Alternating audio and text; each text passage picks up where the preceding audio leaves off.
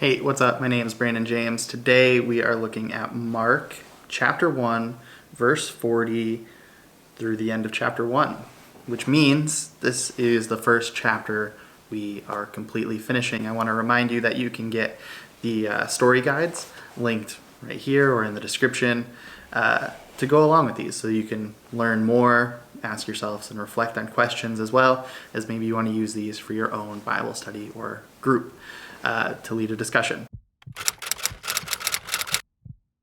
Let's jump into this one. This is about a man with leprosy. A man comes to Jesus and he's begging Jesus. He's begging him that if you're willing, you can come and make me clean. It's interesting that he would say, if you're willing. Wouldn't you think that Jesus is willing? Wouldn't he be the person who is ready to heal since he's healed so many others? It shows the heart of the man. He's been so far removed from culture. You got to think that in leprosy, it covers all kinds of skin diseases.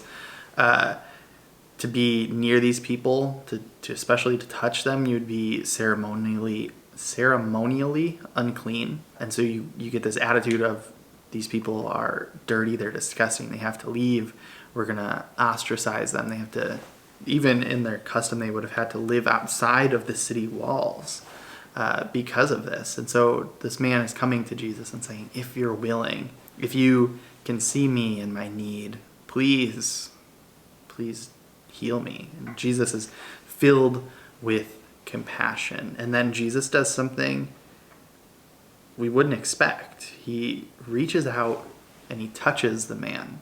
Jesus risked contamination. He risked his own well-being in order to help this man. Granted, Jesus probably wasn't going to get sick, but he was considered religiously unclean because of this. And maybe Mark in this story is trying to elaborate on how Jesus dying on the cross is him taking our uncleanness so that we could be clean, because it's the exact same thing he does on the cross for us, that he risks this punishment, that he takes on this unclean nature, the sin, so that we could be clean, so that we could be free from our sin. And this is another time where Jesus could become more known publicly, but Jesus refuses to take this status. And he tells the man to do two things. He says, first, go to the health official, go to the priest who's going to say that you're clean, so that you can re-enter society, so that you're no longer on the outskirts. Join in worship with God.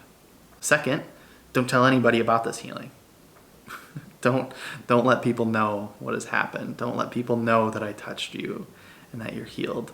This man knew better than Jesus, apparently, because he does go and tell people. He tells everybody about his healing, and maybe he's just excited. Maybe he wants people to know that I'm healed. Look, I was outside of the city. I was marked for death, but look, Jesus healed me, and he can do it for you too. Maybe that's what he's doing. Maybe he wants the publicity for himself. Maybe he's saying, like, Jesus healed me. Look at me now.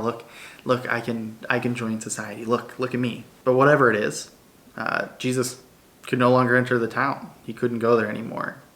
And so he stays outside in the lonely places. Yet people come to him anyway. People flock to him. A lot of times this passage or the thought of leprosy is brought up with the AIDS crisis, of our fear and our suspicion of AIDS. We think of, how are we going to help people when, we have this stigma around AIDS, around the disease. And a lot of people would have connected to that. I think the stigma is changing a little bit in our world, because we're understanding healthcare a little more. We're understanding and being able to treat a little bit, not cure, but at least minimize symptoms for a while. But it does make us think about, who are the unclean in our society? Who are we shunning? I think in the church world especially, this would be members of the LGBTQ community. We're shunning them. We're scared to be near them. I'm saying we as in the plural of the church. Not every person in the church is like that, but as a whole, That is the image and the tone that the church is putting forth, that we are frightened, that we're scared. We might do this with people who are seeking abortions, that we're not going to go near them. We're going to picket them. You think to the mask mandates in our current situation of people who are, some churches are people who are wearing masks are the awful ones. Some are saying if you're not wearing a mask, we're going to shun you. There's a lot of different things in our society and ways people act and ways people identify that we shun. So the challenge of this video and of this passage is to think of those people who you would consider unclean.